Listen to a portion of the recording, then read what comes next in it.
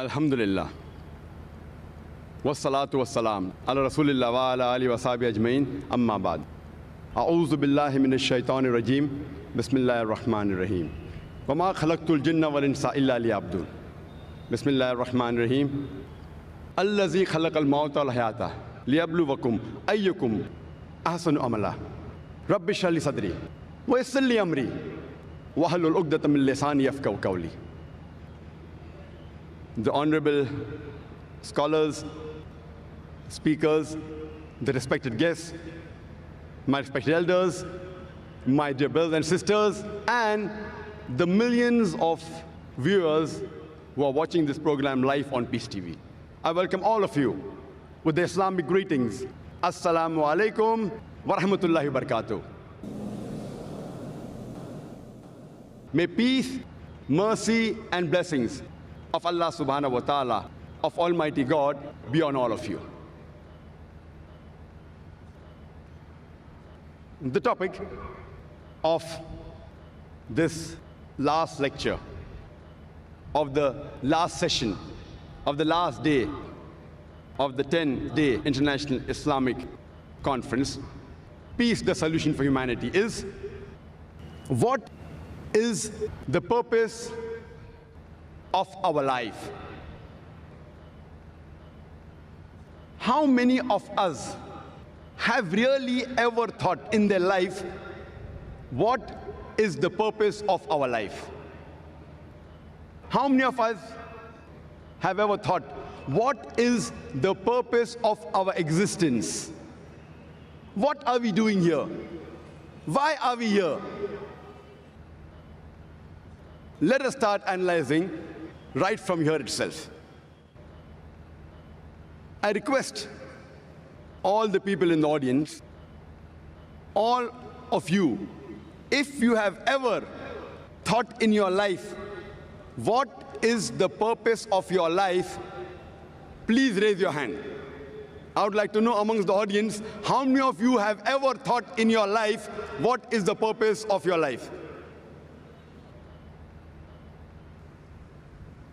Fine, maybe I can see 10, 50, maybe 100 hands. An audience of more than 100,000. That is less than 0.1%. Some may have felt shy to raise their hand.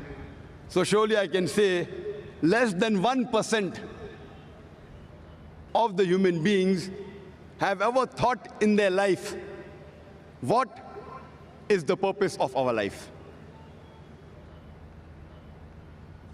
Is it required that should we know what is the purpose of our life? To help you, let me give you an example.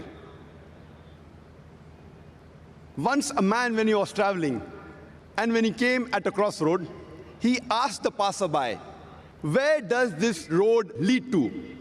The passerby asked him, where do you want to go? The man replied, anywhere. The passerby answered, then take any road, it will make no difference. Imagine that traveler, he had no goal. Whatever actions he did, whatever deeds he did, it made no difference because he wanted to go anywhere. And many of us are leading our life in the same way. Let me give you one more example. Imagine there is a builder who starts constructing his building, and he lays the foundation and he digs a big hole for the foundation. And when you ask him, how many stories is your building going to be? He says, I don't know. How many square feet is the built-up area? He says, I haven't thought of it. The builder has got no goal at all. Once there was a man who told his neighbor, your dog always chases vehicles and cars. I wonder, will your dog ever catch up with any car? The neighbor replied,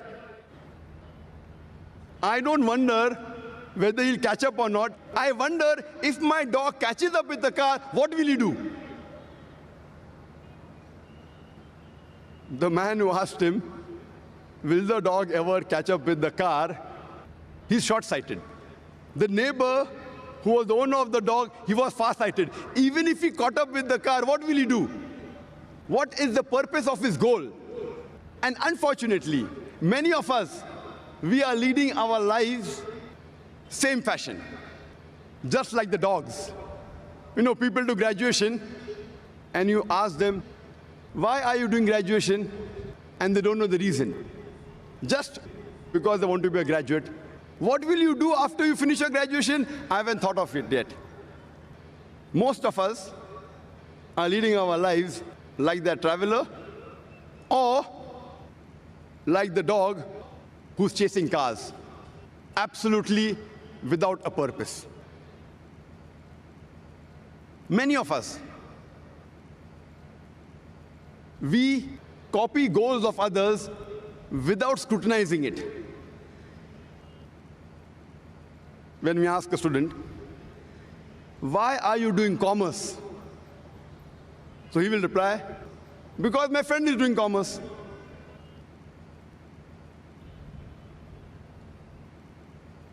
Many people, they emulate and they copy the actors, the models, without realizing what they're doing. Once a person comes from the village to Bombay to become a millionaire. And when the question was asked to him, why have you come to Bombay?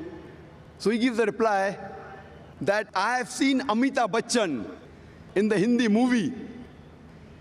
He's a pauper, he comes to Bombay and he becomes a multi-millionaire overnight. That is the reason we find many people coming from outside Bombay and they're settling in Bombay to become a multi-millionaire overnight. And that's the reason you find that the slums in Bombay are increasing. Many times we see actors and models, they are brand ambassadors and they endorse certain products. There was a person who purchased a new car, Hyundai i10. And when the question was asked, why have you chosen this particular car, Hyundai i10? So he says, my favorite actor, Shah Rukh Khan, he owns Hyundai i10. I doubt whether Shah Rukh Khan ever sat in Hyundai i10 except in the advertisement. He may be owning a Mercedes or a BMW or somewhat similar. I doubt whether he owns an i10. You know, Shah Rukh Khan endorsed the watch Tag Heuer. He's a brand ambassador of the watch Tag Heuer. And we find many of his fans buying Tag Heuer. I wonder what has Tag Heuer got to do with the acting of Shah Rukh Khan?